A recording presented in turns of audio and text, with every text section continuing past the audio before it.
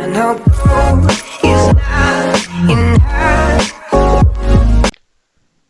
everyone, welcome to Stardust Academy. ഞാൻ റോഷ്ന.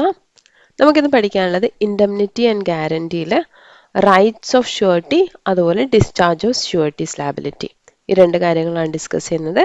അപ്പോൾ നമുക്ക് നേരെ ക്ലാസ്സിലേക്ക് പോകാം. അപ്പോൾ അതിൽ ഫസ്റ്റ് നമുക്ക് റൈറ്റ്സ് ഓഫ് ഷ്യൂരിറ്റി ഡിസ്കസ് ചെയ്യാം. അതിൽ റൈറ്റ്സ് അഗെയിൻസ്റ്റ് പ്രിൻസിപ്പൽ ഡെറ്ററിന് അഗെയിൻസ്റ്റ് ആയിട്ട് നമ്മുടെ ഷ്യൂരിറ്റിക്ക് എന്തൊക്കെ റൈറ്റ്സ് ഉണ്ടെന്ന് നോക്കാം. ഒന്നാമത്തെ റൈറ്റ് ടു ഇൻഡെംനിഫൈ. ഇൻ കേസ് നമ്മൾ ഗ്യാരണ്ടി കൊടുത്തു, പ്രിൻസിപ്പൽ ഡെറ്റർ അത് പേ ചെയ്തില്ല, ഷ്യൂരിറ്റി ആണ് പേ ചെയ്യുന്നതെങ്കിൽ ഷ്യൂരിറ്റിക്ക് അത് ഇൻഡെംനിഫൈ ചെയ്യാനുള്ള റൈറ്റ് ഉണ്ട്. ഇൻഡെംനിഫൈ എന്ന് നമ്മൾ നേരത്തെ പഠിച്ചു അല്ലേ, കോൺട്രാക്ട് ഓഫ് ഇൻഡെംനിറ്റി എന്തായിരുന്നു, ഒരാൾക്ക് ഒരു ലോസ് ഉണ്ടാകുമ്പോൾ അത് കോമ്പൻസേറ്റ് ചെയ്യാം. അപ്പോൾ ഷ്യൂരിറ്റി എന്തൊക്കെ പേയ്മെന്റ് കൊടുത്തിട്ടുണ്ടോ അത് മുഴുവൻ പ്രിൻസിപ്പൽ ഡെറ്ററിന്റെ കയ്യിൽ നിന്ന് റിക്കവർ ചെയ്യാനുള്ള റൈറ്റ് ഷ്യൂരിറ്റിക്ക് ഉണ്ട്. നെക്സ്റ്റ് റൈറ്റ് ഓഫ് സബ്രോഗേഷൻ വരുന്നത്, ഇനിയിപ്പം പ്രിൻസിപ്പൽ ഡെറ്ററിന്റെ പേയ്മെന്റ് ഷ്യൂരിറ്റി കൊടുത്തു കഴിഞ്ഞാൽ പിന്നെ ക്രെഡിറ്ററിന് എന്തൊക്കെ റൈറ്റ് ഉണ്ടോ അതൊക്കെ മുഴുവൻ പിന്നെ വരുന്നത് ഷ്യൂരിറ്റിക്കാണ്. പിന്നെ ഷ്യൂരിറ്റിയാണ് പ്രിൻസിപ്പൽ ഡെറ്ററിന്റെ അടുത്ത് നിന്ന് പൈസ വാങ്ങിക്കുന്നത്. അപ്പൊ ക്രെഡിറ്ററിന് വേണമെങ്കിൽ ലീന് വെക്കാം. ലീൻ എന്ന് പറഞ്ഞാൽ ഡെറ്ററിന് എന്തെങ്കിലും സാധനങ്ങൾ കയ്യിലുള്ളത് തിരിച്ചു കൊടുക്കാതിരിക്കുക, അങ്ങനത്തെ കാര്യങ്ങളൊക്കെ ചെയ്യുന്നുണ്ടല്ലോ, അതൊക്കെ നമ്മുടെ ഷ്യൂരിറ്റിക്ക് വരും. അപ്പൊ ഷ്യൂരിറ്റിക്ക് എന്തൊക്കെയാണോ പ്രിൻസിപ്പൽ ഡെറ്ററിന്റെ ക്രെഡിറ്ററിന്റെ റൈറ്റ്സ് വരുന്നത് അത് മുഴുവൻ നമ്മുടെ ഷ്യൂരിറ്റിക്ക് ആയിരിക്കും പിന്നെ വരുന്നത്. Next right to be relieved of liability. ഇനി ആ പേയ്മെന്റ് ലയബിലിറ്റി വരുന്നതിന് മുന്നേ പ്രിൻസിപ്പൽ ഡെറ്ററിന്റെ അടുത്ത് നമുക്ക് പ്രഷറൈസ് ചെയ്യാനുള്ള റൈറ്റ് ഉണ്ട്. അവരെ കമ്പൽ ചെയ്യാം, പേയ്മെന്റ് കൊടുക്കുന്നുണ്ട്. ശരിക്കും കൊടുക്കേണ്ട പ്രിൻസിപ്പൽ ഡെറ്റർ ആണ് അല്ലെ.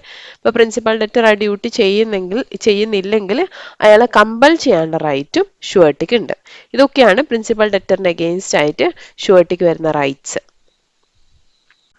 നെക്സ്റ്റ് നമുക്ക് നോക്കാം റൈറ്റ്സ് ഓഫ് ഷ്യൂരിറ്റിയിൽ വരുന്നത് റൈറ്റ്സ് അഗെയിൻസ്റ്റ് ക്രെഡിറ്റർ ആണ്. ഫസ്റ്റ് നമ്മൾ പറഞ്ഞത് റൈറ്റ്സ് അഗെയിൻസ്റ്റ് പ്രിൻസിപ്പൽ ഡെറ്റർ ആണ്, ഇപ്പൊ റൈറ്റ്സ് അഗെയിൻസ്റ്റ് ക്രെഡിറ്റർ ആണ്. അപ്പോൾ ഒന്നാമത്തെ ബിഫോർ പേയ്മെന്റ് ഓഫ് ഗ്യാരണ്ടി ഡെപ്റ്റ്. ഇപ്പൊ ഷ്യൂരിറ്റിനെ പേയ്മെന്റ് നടത്താൻ വിളിപ്പിക്കുന്നതിന് മുന്നേ ഷ്യൂരിറ്റിക്ക് വേണമെങ്കിൽ ക്രെഡിറ്ററിന്റെ അടുത്ത് പ്രിൻസിപ്പൽ ഡെറ്ററിനെ സ്യൂ ചെയ്യാൻ വേണ്ടി പറയാം. പ്രിൻസിപ്പൽ ഡെറ്ററിനെ കൊണ്ട് എങ്ങനെയെങ്കിലും പൈസ കൊടുപ്പിക്കാൻ എന്തൊക്കെ ചെയ്യാൻ പറ്റുമോ അതൊക്കെ ചെയ്യാൻ വേണ്ടി നമ്മുടെ ക്രെഡിറ്ററിന്റെ അടുത്ത് നമുക്ക് ഷ്യൂരിറ്റിക്ക് ചോദിക്കാം.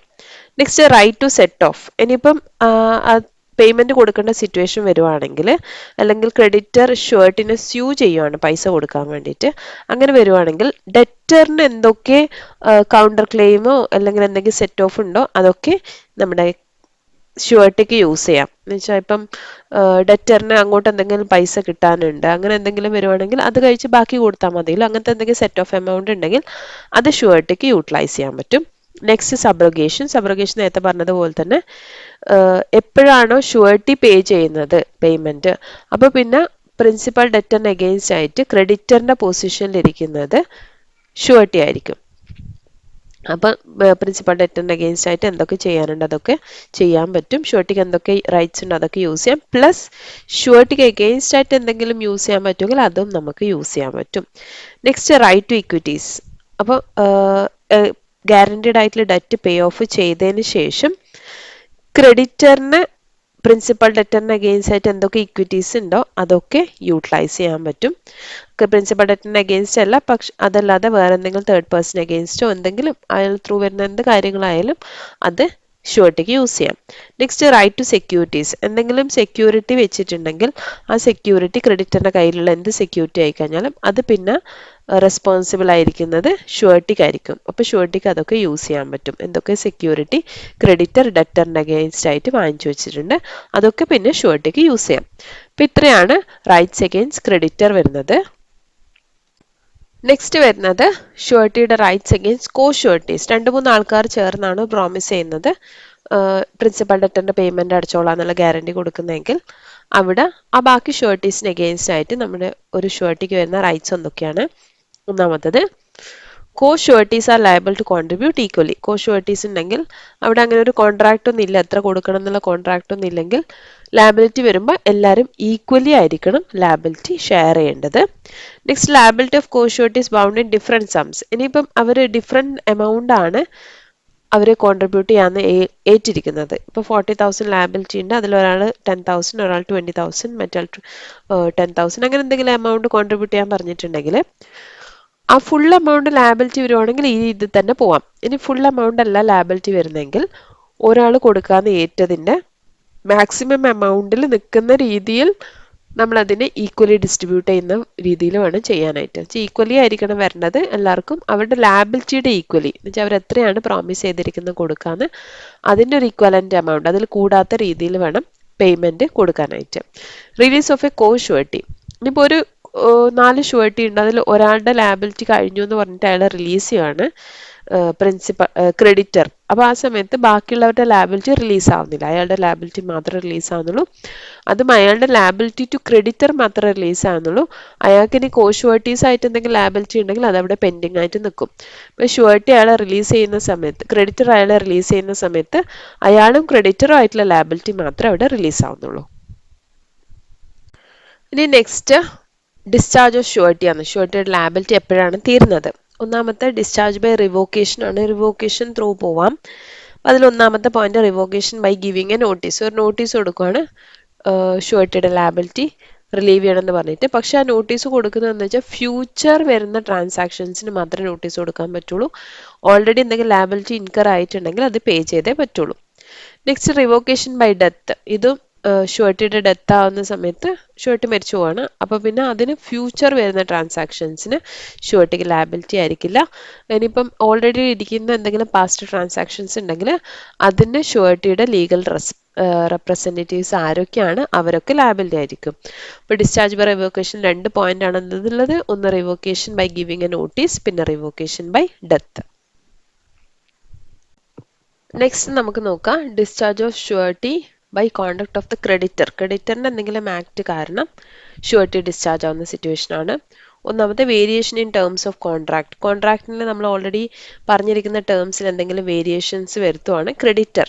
ഇനി അതുപോലെ പ്രവർത്തിക്കുന്നില്ല, അങ്ങനെയാണെങ്കിൽ ഷുവർട്ടിക്ക് ഡിസ്ചാർജ് ചെയ്യാം. ഷുവർട്ടിക്ക് പിന്നെ ലാബിലിറ്റി വരുന്നില്ല.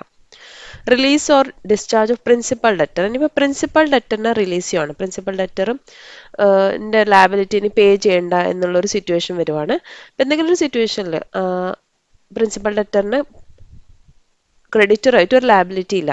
അപ്പം അങ്ങനത്തെ ഒരു സിറ്റുവേഷൻ വന്നു കഴിഞ്ഞാൽ പിന്നെ പ്രിൻസിപ്പൽ ഡെറ്റർ പേ ചെയ്യാത്തപ്പോഴാണല്ലോ നമ്മുടെ ഷുവർട്ടി പേ ചെയ്യേണ്ടത്. പ്രിൻസിപ്പൽ ഡെറ്ററിന് അവിടെ പ്രൈമറി ലാബിലിറ്റി ഇല്ലെങ്കിൽ ഷുവർട്ടിക്കും ലാബിലിറ്റി വരുന്നില്ല.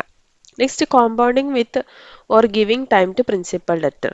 ഈ compounding with or giving time to principal ഡെറ്ററിൽ 3 സിറ്റുവേഷനാണ് വരുന്നത്. ഒന്ന് creditor making a compensation with principal debtor.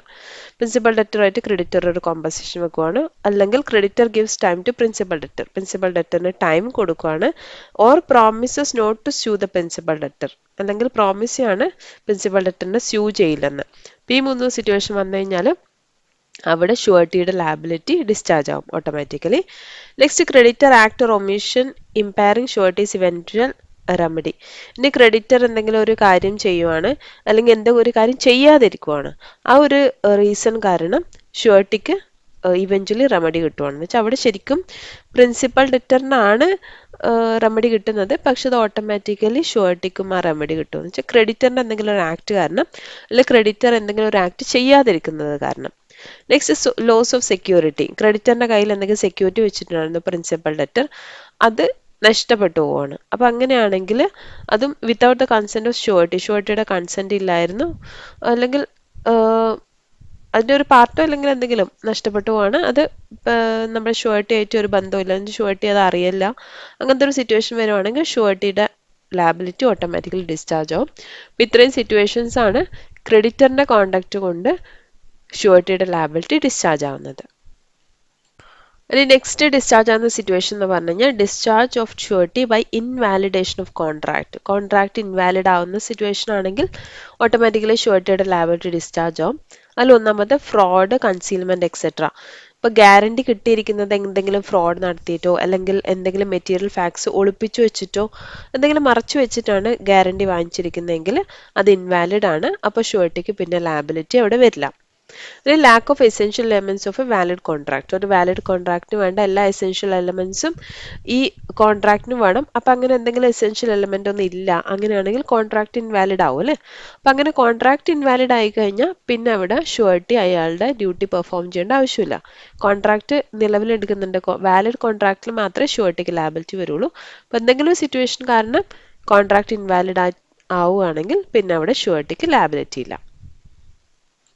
അപ്പം ഇന്ന് നമ്മൾ ഈ വീഡിയോയിൽ ഡിസ്കസ് ചെയ്തത് ഇൻഡെംനിറ്റി ആൻഡ് ഗ്യാരണ്ടിയിൽ വരുന്നത് ഷുവർട്ടിയുടെ റൈറ്റ്സ് ആണ്. ഷുവർട്ടിയുടെ റൈറ്റ്സ് നമ്മൾ പഠിച്ചു. Rights against principal debtor, rights against creditor, rights against co sureties, ഇത്രയും കാര്യങ്ങൾ നമ്മൾ പഠിച്ചു. പിന്നെ ഡിസ്ചാർജ് ഓഫ് ഷുവർട്ടി പഠിച്ചു. ഡിസ്ചാർജ് ഓഫ് ഷുവർട്ടിയിൽ പല സിറ്റുവേഷൻസ് ഉണ്ട്. ഒന്ന് ഡിസ്ചാർജ് ബൈ റിവോക്കേഷൻ, പിന്നെ discharge of surety by conduct of the creditor, പിന്നെ വരുന്നത് discharge of surety by invalidation of contract. ഈ 3 സിറ്റുവേഷൻസിലാണ് ഡിസ്ചാർജ് ആവുന്നത് ഷുവർട്ടിയുടെ ലാബിലിറ്റി. ഇത്രയും കാര്യങ്ങളാണ് നമ്മൾ ഇന്ന് ഡിസ്കസ് ചെയ്തത്. ഇതുവരെയുള്ള എല്ലാവർക്കും ക്ലിയർ ആയി എന്ന് വിചാരിക്കുന്നു. അടുത്ത വീഡിയോയിൽ കൂടി വീണ്ടും കാണാം. അതുവരയ്ക്കും ഹാപ്പി ലേണിംഗ്.